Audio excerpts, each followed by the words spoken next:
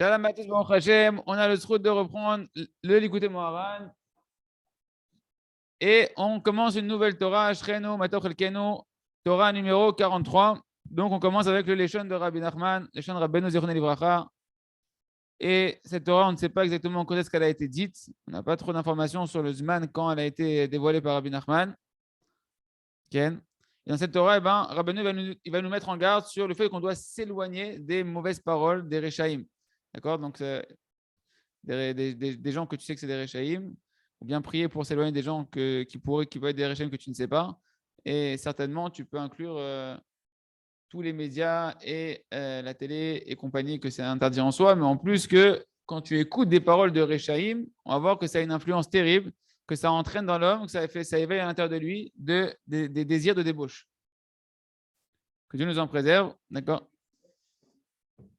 Rechaïm, ça peut être du juif ou goy, parce que il peut avoir des tzadikim au Motaolam, il peut avoir des tzadikim au Motaolam, il peut avoir des gens qui ne sont pas juifs, qui sont des tzadikim aux yeux d'Hachem, parce qu'ils font ce qu'Hachem demande. Les Rechaïm, c'est ceux qui ne veulent pas servir à Kadosh Baruch Hu. Torah Azo, c'est plus on pourrait passer du temps à définir c'est quoi Rechaïm, c'est l'Opashut. Mais et Rabbi Nachman, quand on a vu dans l'Likutei Moharan, les seules fois où pour l'instant on a vu que Rabbi Nachman il parle de rachat, c'est celui qui relègue sur le tzaddik. Celui qui parle avec de l'orgueil et qui méprise les tzaddikim. C'est les seules fois. Rabbi Nachman ne parle pas de Rechaïm. Pour des pires avérotes, il ne parle pas de Rechaïm.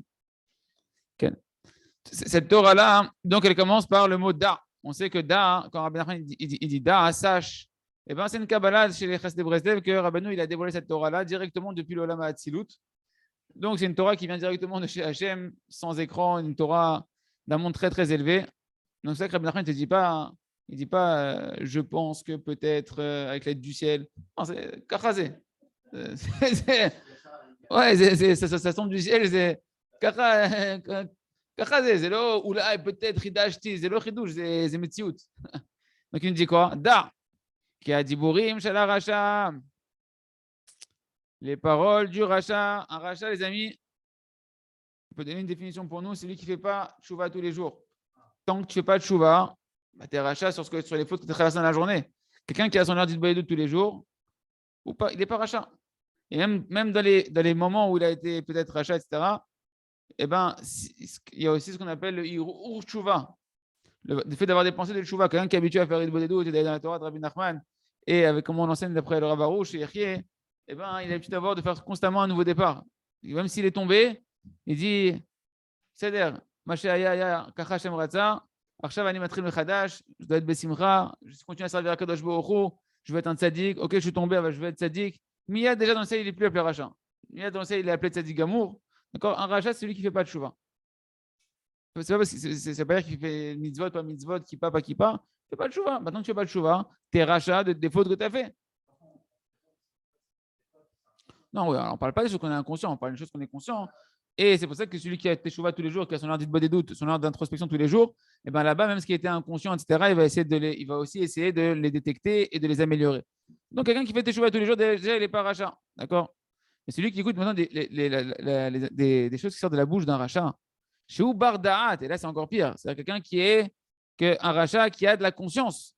Bah, quelqu'un qui est complètement miskin, il ne connaît rien à la vie, on ne lui a jamais rien expliqué. Quelqu'un qui a de la conscience d'Hachem, quelqu'un qui a une conscience qui a une intelligence qui est forte. Alors, toutes ces paroles que tu vas entendre de lui, elles éveillent de la débauche dans le cœur de ceux qui entendent ces paroles qui sortent de sa bouche. D'accord? Et donc, Rabbeinu va expliquer ça au fur et à mesure du Mahama. Qui a zivugim de la Torah. Qui a zivugim nimshachim et adaat. Alors, Rabbeinu commence à nous expliquer pourquoi. Parce que les zivugim, les zivugim, les unions,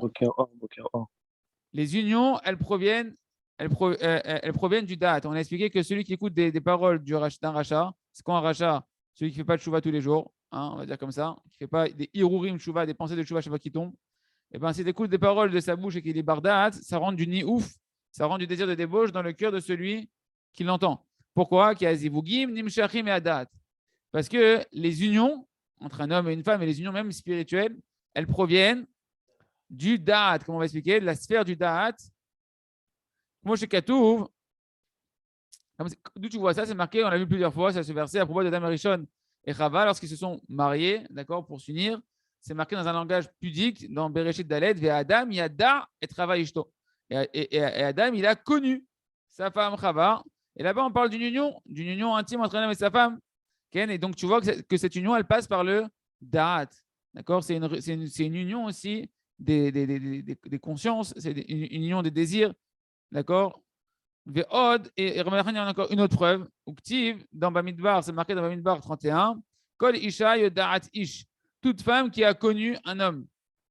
C'est quoi qui a connu un homme? Pourquoi tu me dis qu'il a connu yoda'at? Ouais. Nachon. Ouais, mais là, ici, là, c'est vraiment dans le sens d'une union. D'accord? Qu'il y a une union. Et donc, on parle d'une femme mariée ici. On parle d'une femme mariée. Donc, tu vois que le da'at, la conscience, eh ben, elle est liée à l'union, en particulier entre un homme et une femme. Tout de suite, Rabbi Nachman est en train de nous faire le lien avec le rachat qui est bar da'at, un fauteur qui est conscient, qui a du da'at, qui a de la conscience d'Akadosh Baruch Hu. Quand tu vas l'écouter, il fait rentrer en toi, Chas Shalom, eh ben, un da'at, une union, un zivoug, mais un zivoug négatif. C'est-à-dire une envie de s'unir à des choses qui sont négatives, Chas Shalom. Voilà, une hashpa négative.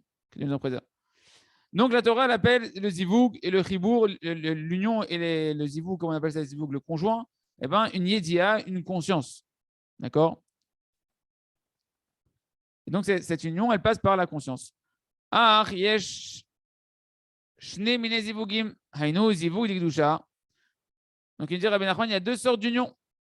Il y a soit l'union de la Kdusha et ou bien l'union de la Touma, l'union du côté du bien, de la sainteté, ou bien de l'impureté, de la faute. Et on va expliquer. Zivug d'Ikdusha, c'est quoi l'union de la Kdusha? Il y a trois explications, il vient de Rabbi Nachman. Trois unions que tu peux avoir dans la Kdusha. Itkashru de la tzadikim. La première, ça va être le fait de s'attacher au tzadikim, de désirer, d'aimer et de vouloir vivre les enseignements des tzadikim et de rechercher les tzadikim, s'attacher aux tzadikim. Deuxième union dans la Kdusha, c'est la Torah. Et la Torah, tu peux t'unir à la Torah quand tu étudies la Torah. Israël, Israël, la Torah et Israël et Hachem, on fait un. Il y a une union à la Torah. Quand je lis la Torah, je m'unis à la Torah et de vouloir être uni à la Torah dans le Kiyum Torah, le fait de vouloir accomplir la Torah constamment, de désirer l'accomplir. Il y a une union qu'on doit avoir avec la Torah. Quand un juif fait la halakha, quand on vit notre vie d'après le Shulchan Aruch, on est uni à la Torah, quand on fait les mitzvot. El Hachem, et troisième, c'est El Hachem Idbarach.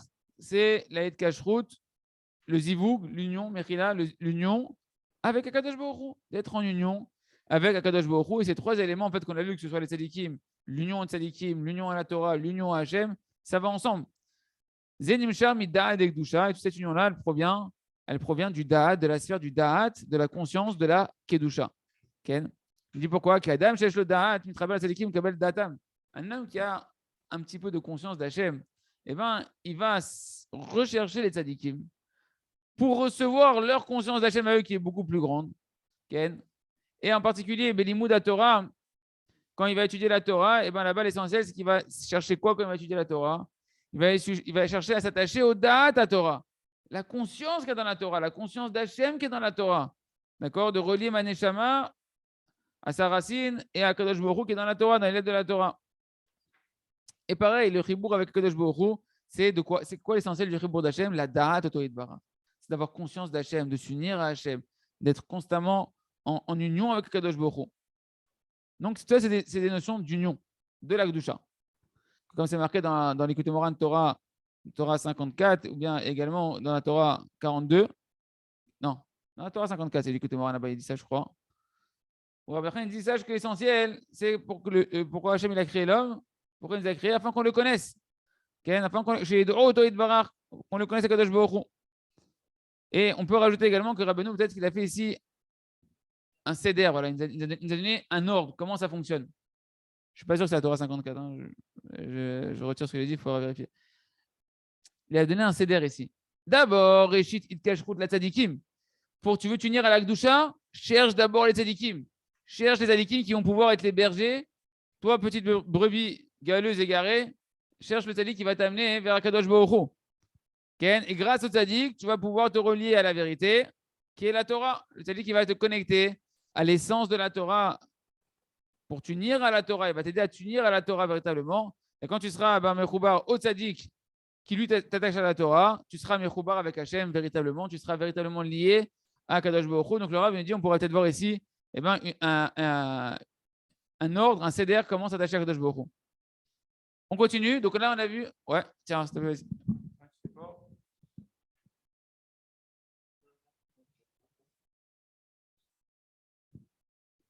J'ai toujours du mal quand on dit connaître Hachem. Est-ce que tu peux expliquer précisément ce que c'est? Parce que je comprends ce que c'est, mais j'arrive pas à l'expliquer ou à le dire avec des mots. Quand on dit la date est Hachem, quand on dit connaître Hachem, ici on vient d'avoir une définition de ce qu'est connaître Kadosh Baruch Hu, c'est de. Ici on a vu c'est s'unir, c'est un langage d'unir, de s'unir à Kadosh Baruch Hu. Tu t'unis avec quelqu'un que tu connais.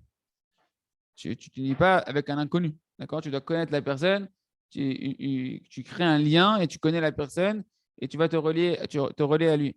Plus tu vas connaître qui il est, et plus tu vas avoir un lien qui va être, si les personnes, c'est une personne que tu as envie d'être un bon ami, etc. et tout, plus tu vas te relier avec lui.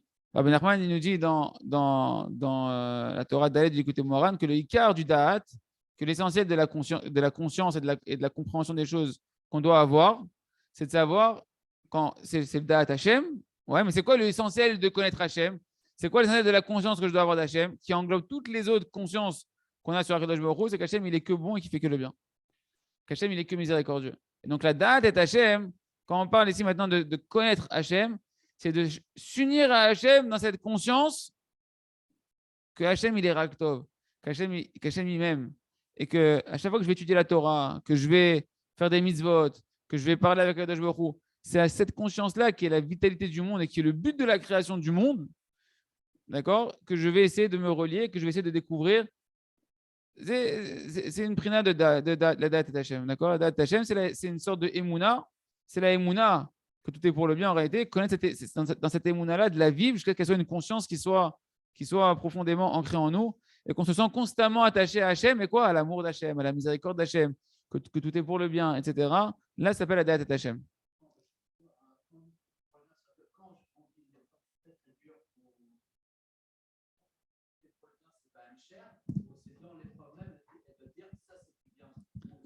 Alors, quand on dit que tout est pour le bien, effectivement, dans l'épreuve, c'est là où c'est le plus difficile. Et c'est pour ça qu'on doit s'arrêter et avoir un moment de méditation, du des doutes. Même si c'est au milieu de la journée, des fois, tu as besoin de le faire, ben, tu le fais. Et là-bas, tu vas prendre le temps où tu vas justement dire que c'est dur ce que je vis en ce moment. C'est caché l'imméhod. Mais je sais que la vérité, parce que Rabbi dit que la émouna, elle vient de la vérité. Cette vérité, elle vient des tzadikim. D'accord? Plus tu te rapproches des conseils de tzadikim, plus ça fait naître en toi leurs conseils. C'est des graines de vérité qui font naître quelle vérité? Hachem, il est bon. Hachem, c'est mon père. Hachem, il m'aime. Tout vient de lui. Il ne fait pas de mal, même si je ne comprends pas. Alors, ouais, c'est dur, Hachem. C'est très, très dur. Aval, je sais que le Hémet, c'est que c'est bien. Et même, oui, je verrai dans le futur. Je verrai dans le futur que c'est pour le bien. Nachon, je ne vais pas forcément voir tout ce que c'est pour le bien. Mais Akadosh Baruch Hu, ten li emuna dès maintenant déjà. T'entends, Jérémy? Donne-moi maintenant la emuna que ce que je verrai plus tard. Aide-moi à y croire maintenant. Parce que si jamais je ne vois pas pour l'instant la belle maison qu'on m'a préparée, la belle villa à Yerushalayim de face au Kotel, mais que je sais d'une manière certaine que cette maison-là, on est en train de me la construire là en ce moment, alors je suis content. Et ben c'est pareil, là tu ne vois pas. Mais tu vas prier pour avoir la émouna, que cette conscience qui va se dévoiler à un moment donné, qui sera claire comme de l'eau de roche, que c'était pour ton bien, qu'Hachem, il te l'offre dès maintenant. Et ça, tu peux être mitraber, bezerak, be'emouna. D'accord?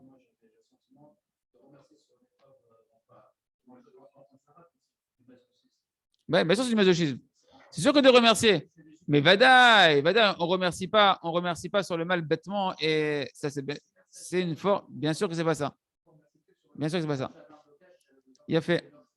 Voilà, bah, si tu veux, après, on continue encore à le débloquer, mais voilà. Alors, Ulkaman, et donc Rabbeinu, donc il va nous amener. Il va...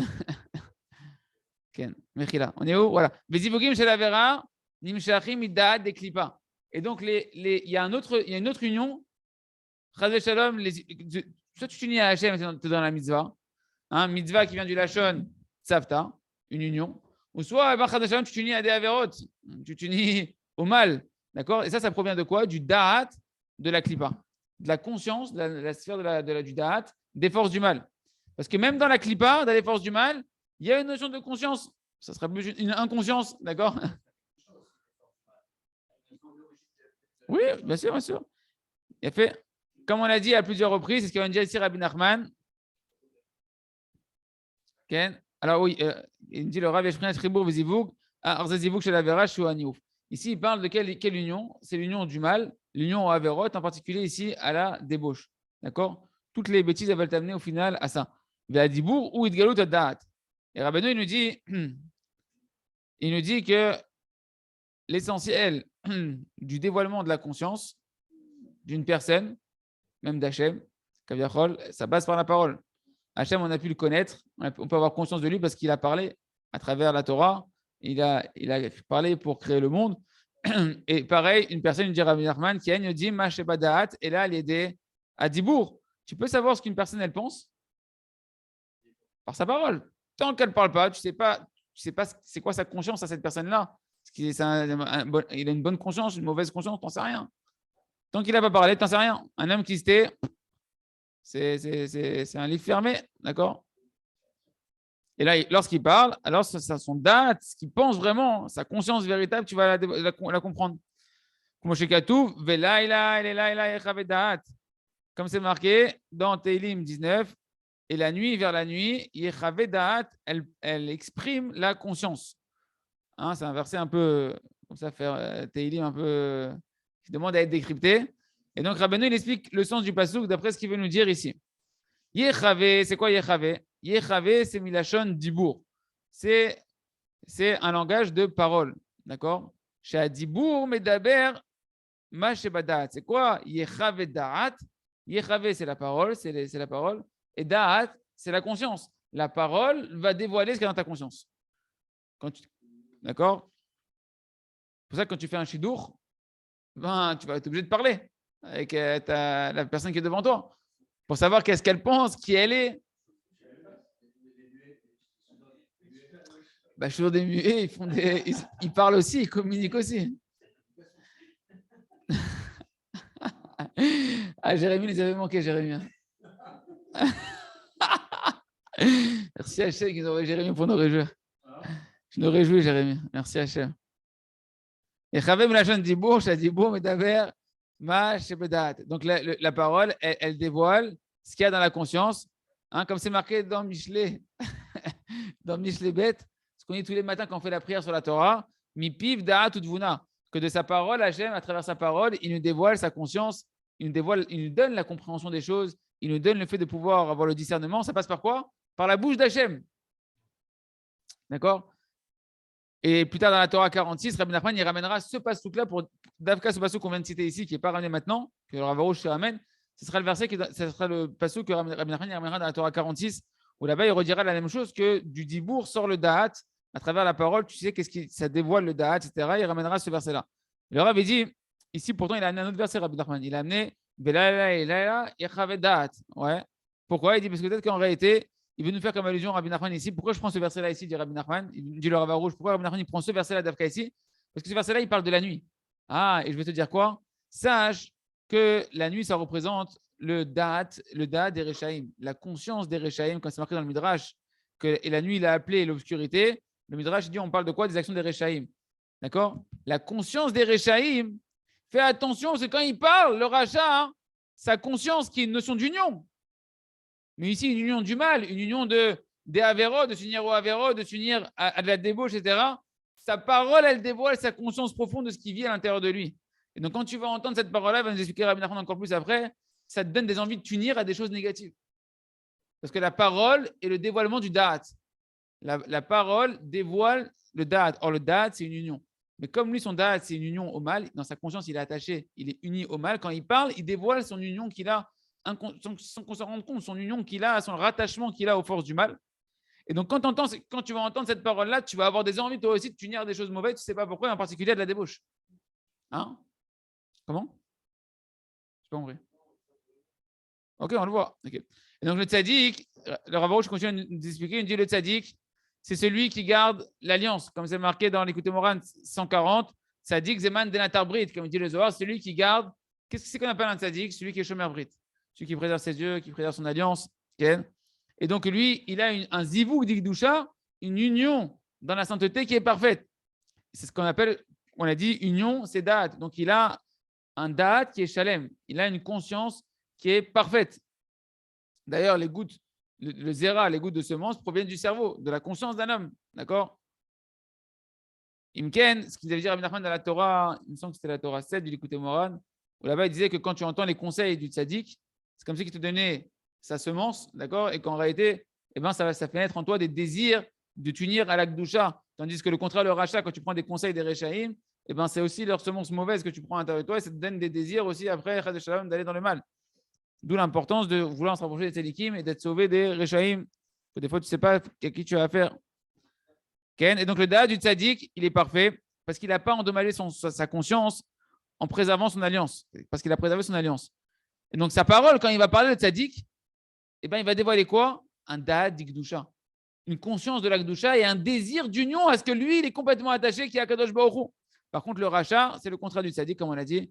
Lui, il est pogem babrid, comme Bilam, on verra ici, que Bilam, que les Rechaïm, ils sont Rechaïm d'Avka. Pourquoi? Parce qu'ils sont débauchés, d'accord? Et donc, au final, lorsque leur date, leur conscience, elle est endommagée, elle est unie elle est rattachée à des mauvaises choses, ce qu'on appelle au date de la klipa, à la conscience des forces du mal, à l'union des forces du mal. Et donc, quand il va parler, il dévoile son date et il dévoile son rattachement auquel il est rattaché et il t'y rattache. Si tu l'écoutes, il t'y rattache malgré toi. Et Rabbi Nachman a expliqué comment ça va marcher.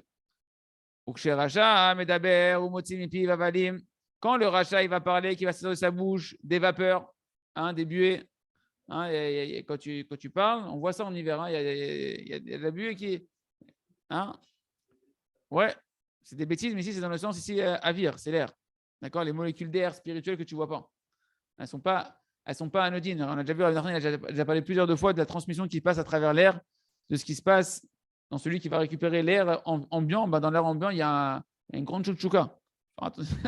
Et du coup, après, aussi, des fois, tu crois que tu es une chouchouka, tu ne sais pas ce qui se passe. D'un coup, tu as un vent de folie qui est rentré. Parce que dans le vent, il y a une réalité. Dans le vent spirituel, tout ce qu'on appelle l'Akdusha et la Touma, c'est Ruar d'Ikdusha, Ruar d'Itouma, le vent de la pureté, le vent de l'impureté. Pourquoi des vents? Parce qu'il y a dans l'air, en réalité, on ne se rend pas compte, des réalités spirituelles qu'on ne capte pas, qui ont des influences sur nous, positives ou négatives. Comment? Ouais, je pense que c'était un message. C'était aussi un message, le masque de la corona, ouais. Bien sûr. D'accord? Donc par la respiration de la bouche, il sort là-bas, donc il sort dans la bouche, de la bouche, ce qui était dans le da'at, ce qui était dans la conscience de la personne. Ok? Donc quand le rachat, il parle, il sort de sa bouche quoi? Il y a des vapeurs qui vont sortir de sa bouche, qui proviennent de ces désirs qui sont dans sa conscience de vouloir s'unir au mal, qui vont être véhiculés dans l'air. Molidim, avirim, arsiim, shel niouf. Ils dégagent dans leur vapeur ambiante de l'air destructeur de débauche. Il y a du venin. Il y a du venin. C'est pour ça, dis-moi qui tu fréquentes, je te dirai qui tu es. Parce que quand tu fréquentes quelqu'un, malgré toi, il y a une influence. Et si tu dis non, mais c'est un pote, c'est qu'au final, tu n'as pas envie de te détacher de cette mauvaise influence que lui véhicule. Faire attention. Faire attention. C'est zéro pas chute. De faire le tri, tu vois bien que c'est quand même assez inconscient tout ce qui se passe et qu'au final, le tri, tu le fais quand tu es conscient des choses, mais là, c'est des choses qui sont véhiculées dans l'air, quoi, carrément. Molidim avirim arsim shel niouf, ve'ashomea mimenu adiburim noshem neshimot machnis begufo elu avirim. Et quand tu parles avec lui, avec le rachat, ouais, c'est dangereux, même quand tu veux rapprocher les gens, c'est très dangereux. Rabbi Nachman dit, quand tu veux rapprocher les gens, tu prends tout le mal qui est à l'intérieur d'eux. Après, une personne qui rapproche les gens, il est attaqué par le mal. Et il dit, pour se débarrasser de ça, il faut faire une bonne des doutes, il faut s'auto-juger, et le jugement, il crée un feu qui élimine ces forces du mal là. Mais quand tu parles avec des gens qui sont dans le mal, pour l'instant, c'est pas qu'ils veulent profondément le mal, mais ils vivent le mal. Il dit, Rabbi Nachman, quand tu écoutes ces paroles, dans ces paroles, tu respires ces respirations qui proviennent de sa conscience à lui, ça rentre dans ton corps à toi, c'est ces expirations qui sont sa conscience à lui, qui sont son rattachement au mal, et ça te donne toi aussi, à l'intérieur de toi, des mauvaises choses. Exactement. D'accord. Et ça te donne envie de la débauche, etc. Par contre, le contraire, le tzaddik, lui, quand il parle, il dévoile la conscience de l'Akdoucha et donc il va faire naître un air kadosh. C'est vrai que quand tu vas voir les tzaddikim, tu ressors, tu te sens comme un migvé, tu te sors, tu as parlé, tu es parti prendre un conseil, une bracha. Waouh, t'en as, il pleure. Une fois, on était à Paris, on faisait Kabbalah de Kahal. Michael, il était en train de traduire le Rav, etc. Michael Liberato, Rav Liberato. Et il y a une personne, il est rentré, il a vu le Rav, il s'est mis à pleurer. Mais pas parce qu'il était triste ou quoi que ce soit. Et le Rav, il a dit à Michael, il est en train de prendre la Yirat Shamem. Il reçoit de la Yirat Shamem. Il reçoit de la crainte du ciel. Il m'a vu, il reçoit de la crainte du ciel. Les gens, ils sont complètement mechoubarim, liés à la Gdoucha. Hein. D'un coup, tu t'approches d'eux, tu ressens de la Gdoucha. Le bonhomme, il n'est pas habitué à la Gdoucha. Hein. Il a un bouleversement. Il est habitué à un environnement de Touma qui est son cœur, il est bouché, il est fermé. D'un coup, il parle avec un tzaddik. Il sent de la Gdoucha, ça le rattache à sa source, ça le rattache à ce qu'il veut vraiment profondément. Il y a quelque chose qui se passe inconscient très très fort, que la personne se met à pleurer quand tu vas à Ouman sur le kever de Rabbi Nachman. Combien qui rentrent dans le kever, même chez le Rabbi Lubavitch, qui rentre dans le kever et ils se mettent à pleurer. Le Rav Rouge, il était à Essaouira, je crois, chez Rabbi Chaim Pinto. Il a dit, je suis rentré, je me suis mis à pleurer. Pourquoi? Parce qu'il avait pleuré, il a connu, rien du tout, il n'a pas de nostalgie. La Gdoucha. D'accord? L'air ambiant, il est là. Et là, dans les paroles, la parole, elle est le vecteur de cette conscience du bien ou du mal qui est dans la personne. Et donc, au contraire, qu'est-ce qu'ils vont te donner, les tzadikim? Ils vont te donner un désir de Kedushat Abrit. J'ai envie de me renforcer dans le Brit. J'ai envie de préserver mes yeux. J'ai envie de ressentir encore cet attachement à Kadosh Baruch Hu. Ça, c'est ce qui se passe dans qui tu côtoies. Ou le fichar Bilam, Shu Bechinot Da de Klipa. C'est pourquoi que Bilam, c'est les parachutes qu'on a traduits en ce moment dans la scène Baruch Hashem. Bilam, que lui, il était attaché à la Klipa, aux forces du mal. Il représente la conscience des forces du mal. Hein?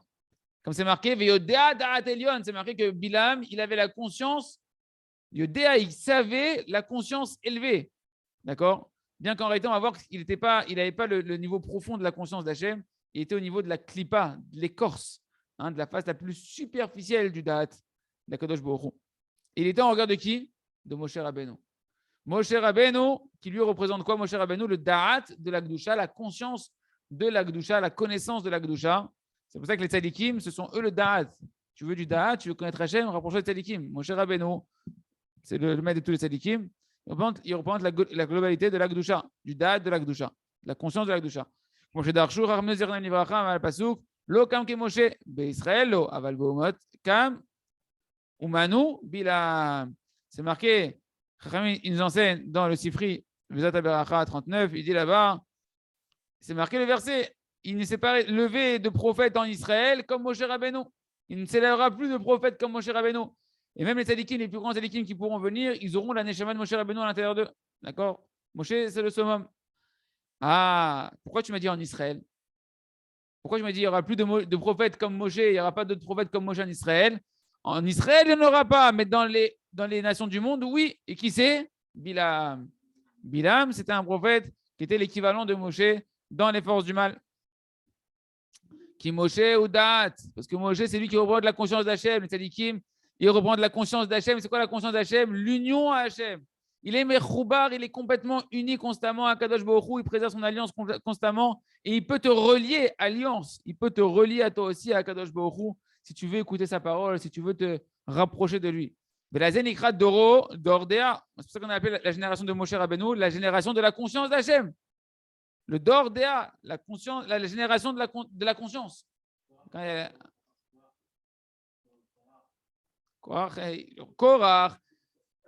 Korach, le fait qu'il n'avait pas, comme on l'a dit d'ailleurs, Cheshbon Nefesh, qui me dit, il explique le Rav dans la traversée forêt qu'on a vu ensemble, il n'avait pas Cheshbon Nefesh tous les jours. Ouais, donc c'est un rachat. Et voilà, il ne fait pas le chouva sur ses imperfections, etc. Et bien, il s'en est mis à se détacher du Icar du Da'at, de l'essentiel de la conscience d'Hachem qui est Moshe Rabbeinu. Et au final, il est arrivé là où il est arrivé. D'accord, il s'est fait engloutir.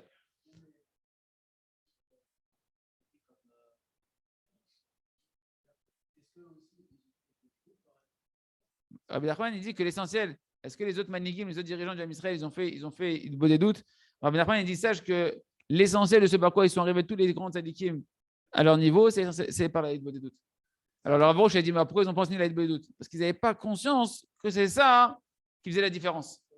Ils faisaient plein d'Avot Hashem, et ils ne savaient pas que la Hitbodedut, le fait de s'isoler avec Hashem, de faire Cheshbon HaNefesh, de désirer se rapprocher de monter encore de niveau, de prier sur ça, de parler avec Hashem de ça, ils n'avaient pas idée que c'est ça qui faisait toute la différence. Rabbi Nachman, il a été heureux de voir que c'est ça qui fait toute la différence. Le Chavetz Chaim faisait 2 heures par jour. 2 heures par jour. C'était pas un chassid Breslev. Voilà. Qui Moshe Rabbeinu ou Da'at. Parce que Moshe Rabbeinu, c'est le Da'at. Ok, on a dit. Ulchak, Shenatlou, Moab, Etzam, Midian, Bochanim, c'est exactement les parachutes de la semaine dans lesquelles on va côtoyer. Donc la génération de Moshe, c'est la conscience c'est la génération de la conscience, parce que c'est celle qui a reçu la Torah, qui est venue par Moshe, qui est la conscience de la Torah et d'Hachem. C'est pourquoi lorsque maintenant les Moabites, ouais, ils sont partis prendre conseil auprès de Midian, hein, Balak, il est parti voir Bilam, etc. Et après, ils ont voulu savoir comment on va faire tomber le Ham Israël, comment on va pouvoir se renforcer sur le Ham Israël, comment on va pouvoir les vaincre le Ham Israël. Ils ont dit, dis-moi, c'est quoi la force de Moshe, leur dirigeant? D'où leur dirigeant, il a une telle force qu'on n'arrive pas à les vaincre. À Moulahem, ils ont dit quoi les Midian? En kocho ela bapé, keapé ou idgalut adat. Leur force, sa force à Moshe est dans sa bouche.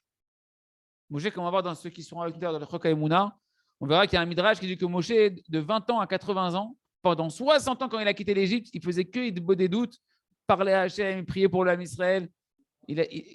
Mamash, toute la force de Moshe, elle est dans sa bouche. Le Ham Israël est comparé à un ver de terre. Le ver de terre, pourquoi? Parce que le ver de terre, toute sa force est dans sa bouche.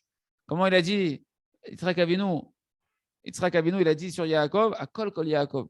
La voix, c'est la voix de Yaakov. 2 voix. Il y a 2 choses qui passent par la bouche, la Torah et la Tfila. D'accord? Et toute la force de Moshe Rabbeinu est dans sa bouche. Il a une bouche kadosh. Il a une pek de doucha. Une bouche qui est attachée à la sainteté. Et donc, on ne peut pas les soumettre. Et si on veut les soumettre, on ne peut le faire que quoi? Que par la force de la bouche de la clipa. Il faut trouver quelqu'un qui a une puissance dans sa bouche, dans les forces du mal, qui peut contrecarrer la puissance de la parole et de la force de la bouche de Moshe Rabbeinu. Pourquoi? Parce que la bouche, comme on a dit, c'est le dévoilement du Da'at, ou bien de la Gdusha, ou de la Touma. Amar Moav, il leur a dit Moav, Afanu navo alehem badam shebekocho bapé. Eh bien, tu sais quoi, nous aussi, on va aller contre eux avec un homme qui a sa force dans sa bouche. C'est qui? Bilam. Parce que lui aussi, il a une puissance dans le Da'at. Il représente la conscience des forces du mal. Parce que comme c'est marqué, pour qu'il ait le Bechira, pour qu'il ait le libre arbitre, Kadosh Baruch Hu, il a créé un monde équilibré entre le bien et le mal. Hein, la Gdusha d'un côté et son équivalent dans le mal de l'autre côté pour qu'il ait le libre arbitre. Comme c'est marqué, comme chez Katouv, et Edze Leumadze Asa Elokim. Shlomo Ameler dans Kohelet, il nous dit, Hachem, il a créé ça l'un en face de l'autre. De quoi on parle? De la Touma et de la Gdusha. Ici, du Da'at de la Gdusha, la conscience de la Gdusha et la conscience du mal. Beze chez Katouv, Veodea Da'at Elion. C'est ça que c'est marqué que Bilam, il avait la conscience, il avait la compréhension et la conscience élevée, une conscience grande, énorme, suprême. Darshur Abden Zerem Lebracha, chez Adam, Matal Kodesh Baruch Koes. Ils ont dit Chachamim dans Masechet Brachot Page 7, il savait c'est quoi la conscience qu'il avait, la connaissance qu'il avait, il savait quand est-ce que Kodesh Baruch Hu, il se met en colère. Pour savoir quel moment utiliser pour accuser et faire tomber des malédictions et faire tomber les ennemis, etc. Et donc tu vois qu'en réalité, regarde, Miskenim, les forces du mal, qu'est-ce qu'ils connaissent d'Hachem? Qu'est-ce qu'ils ont conscience d'Hachem? Quand il se met en colère. La conscience des Réchaim, c'est quoi? Quand est-ce qu'Hachem il se met en colère? C'est avec ça qui t'intéresse de connaître d'Hachem quand il se met en colère. Tandis que de l'autre côté, tu vas voir que Moshe Rabbeinu, au contraire, les Manigim du Ham Israël, c'est tout le contraire. Eux, ils sont là pour savoir la conscience qu'Hachem il est que bon, que miséricorde, et que même ce qu'on appelle la colère divine, c'est un but qui est positif pour ramener dans le droit chemin. On regarde la différence de la conscience. C'est pour ça que la conscience du mal qu'il avait à Bilam, ce qu'on appelle le Da'at d'Iklipa. C'est que l'écorce, c'est-à-dire que c'est que la face la plus superficielle de la conscience d'Hachem qu'il avait. C'est quoi? C'est le moment où Hachem se met en colère. Tandis que les Tzadikim, eux, ils ont la conscience d'Hachem profonde, le cœur de la conscience, pas l'écorce, le cœur, ce qui est à l'intérieur de l'écorce, qu'Hachem il est que miséricordieux, qu'il est que bon. On continuera, il me reste Hachem d'avancer demain. De pouvoir s'approcher de Tzadikim, de prier qu'Hachem il nous écarte des mauvais dirigeants, des mauvais des Réchaïm, de ne pas entendre des paroles et que nous-mêmes on ne se relie pas à des connecteurs qui véhiculent des paroles de Réchaïm qui, ça, après, nous embrouillent la tête, nous embrouillent le cœur et qu'on puisse être attaché au contraire avec des désirs de Kedusha, de préserver nos yeux, nos pensées, et attaché à Kadosh Baruch Hu, Chazak, ve Nitrazek.